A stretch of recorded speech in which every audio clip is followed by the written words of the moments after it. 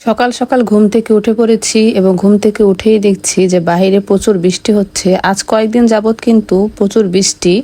তো আমার শ্বশুরবাড়ি হচ্ছে ব্রাহ্মণবাড়িয়ায়। তো শুধু ব্রাহ্মণবাড়িয়া না, সারা বাংলাদেশে কম বেশ সব জায়গায় এখন বর্তমান খুবই বৃষ্টি চলছে। আর এইরকম বৃষ্টির দিনে খিচুড়ি আর গরুর গোস্ত দিয়ে কিন্তু বেশ জমে যায়। তো আমার দেবর মশাই মানে ওনার কারণে ওনার উছিলা ধরেই আমরা সবাই রান্না করেছি এবং সবাই খুবই মজা করে খেয়েছি। এট ফার্স্ট উনি বলেছে যে সকাল সকালের নাস্তা আজকে খিচুড়ি আর গরু গোস্ত দিয়ে খাওয়ানোর জন্য।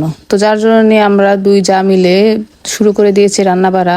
তো এখানে আজকে কিন্তু আমি আতপ চাল দিয়ে রান্না করব খিচুড়িটা। তো সবসময় কিন্তু পোলাও চাল দিয়ে রান্না করে খাই, আজকে আতপ চাল দিয়ে রান্না করে একটু ভিন্ন স্বাদ ভিন্নভাবে ট্রাই করব। তো এই তো এখানে গরুর গোস্তটাকে কষিয়ে নিয়েছি, কষিয়ে এখন এটা কুকারে দিয়ে দিয়েছি এটা ভালোভাবে সেদ্ধ হওয়ার জন্য। আর আমার শ্বশুর আবার এই গোস্তটা একটু নরম হলে সে আবার খেতে পারে। এদিকে আবার পুঁটি মাছ, সরপুঁটি মাছ দিয়ে রেহা দিয়ে আলু দিয়ে একটা তরকারি রান্না হচ্ছে, তো সেটাও আমি একটু ক্লিপ নিয়ে নিলাম। তো এদিকটায় আবার গরুর গোস্ত কুকারও চলছে, এদিকে তরকারিটা হয়ে গিয়েছে, আর এখানে কিন্তু খিচুড়িও রান্না বসিয়ে দেওয়া হয়েছে। তো আমরা মানে একেবারে মানে কোনো সবজি ছাড়া শুধু আতপ চাল আর ডাল দিয়ে আর হালকা কিছু মশলা দিয়ে কিন্তু খিচুড়িটা, আজকের খিচুড়িটা কিন্তু লেটকা খিচুড়ি হবে। সবসময় কিন্তু ভুনা খিচুড়ি খাই, তো লেটকা খিচুড়ি কিন্তু একটা স্বাদ আর ভুনা খিচুড়ি কিন্তু আরেকটা স্বাদ। তো আজকে ভাবলাম যে আজকে একটু একদম নরম নরম লেটকা খিচুড়ি যেটাকে বলে সেভাবে রান্না করে খাই।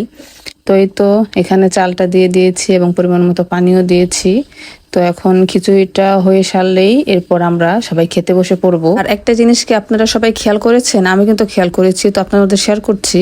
সেটা হলো কুরবানির পর থেকে কিন্তু বৃষ্টি আর ঠান্ডা ঠান্ডায় যাচ্ছে, যার কারণে কিন্তু সবাই তৃপ্তি নিয়ে এবং মজা করে কিন্তু গরুর গোস্তটা খেতে পারছে আর সবাই খাচ্ছেও। নয়তো প্রচুর গরম থাকলে হয়তো কেউ অসুস্থ হয়ে পড়তো, প্রেশারের সমস্যা, নানান সমস্যা, সেটা আসলে বলে শেষ করা যাবে না। তো এটাই হচ্ছে একটা আল্লাহর রহমত, আল্লাহর নামে আল্লাহর রহমতে মানুষ কোরবানি দেয় এবং আল্লাহ সেই কোরবানিও উসিল্লায় সবার ওপর রহমত দান করছে। তো ঠান্ডা ঠান্ডায় যাচ্ছে, যার কারণে সবাই একটু তৃপ্তি নিয়ে গরু গোস্তটাও খেতে পারছে। তো এরপরে তো আমরা সবাই মিলে কিন্তু একসাথে বসে পড়েছি ফ্লোরে ফ্লোরে পাটি বিছিয়ে। আর সবার সাথে একসাথে মিলেমিশে খাওয়ার কিন্তু মজাই আলাদা, তাতে কিন্তু খাওয়ার টেস্টও দ্বিগুণ হয়ে যায়।